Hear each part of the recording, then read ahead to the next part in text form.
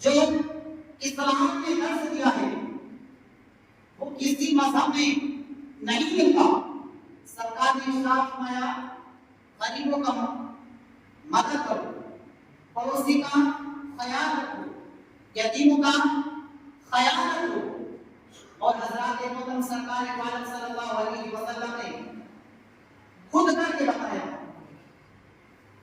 واقعہ کچھ طریقے سے آتا ہے، عید سعید کا دن تھا، تمام صحابہ کرام کے بچے خوشی کا اظہار کرتے ہوئے اچھے اچھے لباس زیب بند کیے ہوئے، یعنی اچھا لباس پہنے ہوئے ایک جگہ جا رہے تھے۔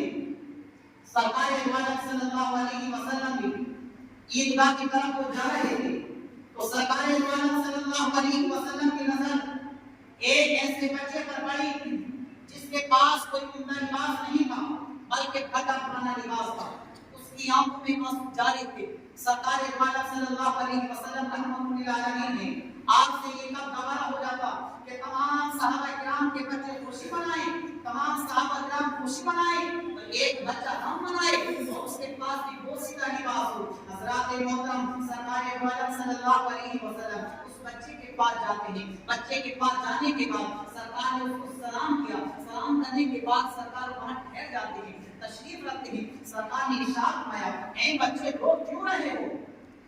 آج تو خوشی کا دن ہے، آج تمام لوگ خوش ہیں، لیکن آپ یہ رو کیوں رہے ہیں؟ تو اس بچے نے کہا، جب سرکار نے یہ جملے کہے تو اس کے آنکھوں کو سب بنا کر سکا، اس کے آنکھوں کو رخسار بنا جاتے ہیں، اور اس بچے نے کہا یا رسول اللہ ایک غزوے میں میرا باپ آپ کے ساتھ گیا تھا اور میرا باپ اس غزوہ میں شہید ہو گیا، لیکن اس کے بعد میری والدہ بھی پردہ کر گئی، میں یتیم ہو گیا، نہ میرا باپ ہے نہ میری ماں ہے، کاش آج اگر میرا باپ ہوتا، کاش آج میری ماں ہوتی۔ تو جس طریقے سے صحابہ کرام کے بچوں نے اچھے لباس پہن رکھے ہیں، کاش وہ بھی میرے لیے اچھا لباس لا دیتے۔ آج میں اس لیے رو رہا ہوں کہ آج میں یتیم ہوں، میرا کوئی غصہ نحال نہیں۔ سرکار صلی اللہ علیہ وسلم نے یہ جب سنا واقعی شاہ میں بچے خاموش ہو گیا۔ اس بچے کو سرکار صلی اللہ علیہ وسلم اپنے ساتھ لیتے ہیں، ساتھ لینے کے بعد گھر جاتے ہیں، حضرت عائشہ سے کہتے ہیں اے عائشہ اگر کوئی کھانا تیار ہے تو بہت جلد ہمارے دسترخوان پر لاؤ۔ حضرت خاتون جنت سے کہتے ہیں اے میری شہزادی حضرت حسن حسین کا کوئی عمدہ لباس ہو تو وہ لے آؤ۔ حضرات محترم حضرت خاتون جنت رضی اللہ تعالیٰ نے حضرت امام المقام رضی اللہ تعالیٰ کا لباس عطا فرما دیا، حضرت عائشہ نے آپ کی بارگاہ میں کھانا پیش کر دیا۔ سرکار دو عالم صلی اللہ علیہ وسلم نے اپنے ہاتھوں سے اس بچے کو لباس پہنایا، لباس پہنانے کے بعد دسترخوان پر بیٹھ جاتے ہیں، دسترخوان پر بیٹھنے کے بعد خود بھی کھانا کھاتے ہیں، اس بچے کو بھی کھلاتے ہیں۔ سرکار نے ارشاد فرمایا بچے آج اس کے بعد غم نہ کرنا، کیوں؟ اگر کیا ہوا تمہارا باپ شہید ہو گیا تو کیا ہوا؟ آج کے بعد میں تمہارا باپ ہوں، آج کے بعد میں تمہارا باپ ہوں، اور آج کے بعد تمہاری ماں کوئی عام نہیں بلکہ حضرت عائشہ ہے، اور آج کے بعد کوئی تمہاری بہن نہیں ہے تو نہ ہو، لیکن تمہاری بہن کوئی عام نہیں بلکہ جنت کی عورتوں کی سردار حضرت خاتون جنت ہے۔ سبحان اللہ۔ جب یہ جملے سنے تو بچہ خوش ہو گیا، بچہ خوشی کے مارے ٹہکائے لگانے لگا اور کہنے لگا تم جانتے ہو میں کون ہوں؟ میں سرکار دو عالم صلی اللہ علیہ وسلم کا شہزادہ ہوں۔ جانتے ہو میں کون ہوں؟ میری بہن کے بارے میں تم جانتے ہو کون ہوں؟ میری بہن حضرت خاتون جنت ہے، اور ان کے شہزادوں کے بارے میں جانتے ہو تو کون ہے؟ وہ جنتی جوانوں کے سردار ہیں، یعنی وہ جنت کے جتنے بھی جنت میں جانے والے ہیں ان کے سردار ہیں، میں ان کا ماموں ہوں۔ جب اتنے جملے اس نے بچے نے کہے اور سرکار دو عالم صلی اللہ علیہ وسلم اس کو پھر اپنے ساتھ کی گاڑی کر گئے۔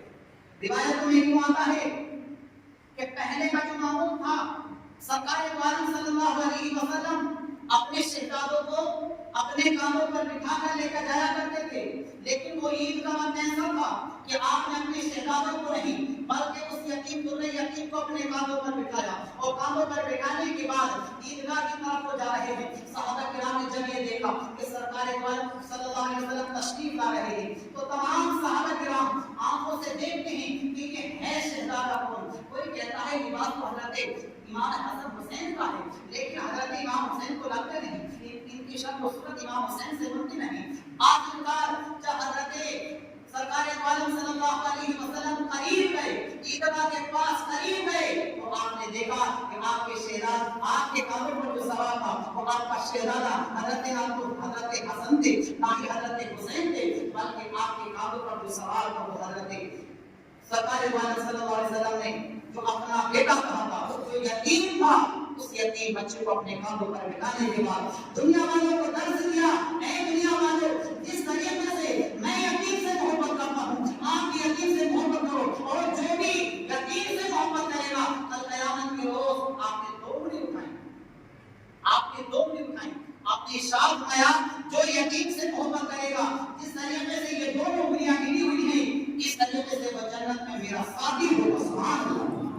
جو یتیم سے محبت کرے گا دنیا میں رہنے کے بعد تو جنت میں وہ میرا ساتھی ہوگا. اور حضرات محترم، آج کچھ لوگ یتیم سے محبت نہیں کرتے، کچھ ایسی حرکتیں ان کے پاس ہوتی ہیں، کچھ ان کی غلط صحبتیں ایسی ہوتی ہیں کہ وہ لوگوں سے دل کرنے لگتے ہیں. یعنی اگر کوئی یتیم ہو تو کچھ اس کی حرکتیں ایسی ہوتی ہیں کہ لوگ اس سے بچنا چاہتے ہیں. کیوں بچنا چاہتے ہیں؟ کہیں ایسا نہ ہو اس بچے سے آپ بول چال کی تو لڑائی جھگڑے فساد نہ ہو جائے، کیونکہ اس کی حرکتیں ایسی ہوتی ہیں. کیوں ہوتی ہے جانتے ہیں؟ حرکتیں اس کی الٹی سیدھی اس لیے ہو جاتی ہیں کہ اس کے سر پر شفقت کا تہار پھیرنے والا کوئی نہیں تھا. اس کی ماں بھی دنیا سے پردہ کر چکی تھی. اگر اس کے پاس اس کا باپ ہوتا، اس کی کوئی بہن ہوتی، اس کا کوئی باپ یا ماں ہوتی تو وہ اس کو سمجھاتی تھی کہ بیٹا تربیت اس طریقے سے کرو، بیٹا چلنا ہے تو اس طریقے سے چلو، بیٹا کھانا ہے تو اس طریقے سے کھاؤ، کیونکہ ان کو بتانے والا نہ رہا، اس لیے ان کی الٹی سیدھی حرکتیں ہو جاتی ہیں. لیکن ان کی الٹی سیدھی حرکتوں کو نہ دیکھو بلکہ سرکار صلی اللہ علیہ وسلم کے فرمان کو دیکھو. سرکار نے فرمایا جو یتیم سے محبت کرے گا تو قیامت کے روز وہ میرا ساتھی ہوگا. اللہ کی بارگاہ میں